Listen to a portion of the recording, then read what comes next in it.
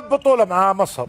اللاعب اللي ما يجيب بطوله مع منتخبه ويعزه لاعب فنان لكنه مش اسطوره. يعني ايه ده؟ هذا اسطوره. لا استنى قصد بيعز. ارجع مثل شو بخبرك، صلاح لاعب فنان، لكن اذا بغيت تعرف ابو الفنان كبير الفنان يعني انت لما يجيب بطوله يا اخي ربح مجد. انت لاعب، انت شو بخبرك يعني انت في رايك ان محمد صلاح مش اسطوره ومهاري لازم تجيب بطوله فريقك. ايوه عيدها يا برا. ده رايك في الكوره؟ لا ده راي مش راي في الكوره، ده اساس الكوره وقاموسها اقسم بالله انت ومعناها الحقيقي. اللاعب محمد صلاح مش اسطوره؟ لا محمد اسطوره. اسطوره ولا مش اسطوره بقى؟ ما تتنسيش معانا. هو لا اسطوره ولا مش اسطوره؟ ما تجننيش معانا. اسطوره مع ليفربول اهداف لكن ما وصل الاول. متى يكون اسطوره؟ لازم اسطوره يجي الاول.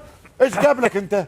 صعدك كاس العالم لكن ما جابك بطوله حتى لا. فهمت كلهم افضل بوتريكا لا بس معلش بس انت مقتنع ان هو اسطوره مع ليفربول؟ قصدي انا اللاعب يا كابتن في ليفربول اللي يصنع لك اهداف ويراوغ واللي يسكن لك اياها في اصعب منطقه سنتي في عمق دفاعي والكره سرعتها 190 190 نعم.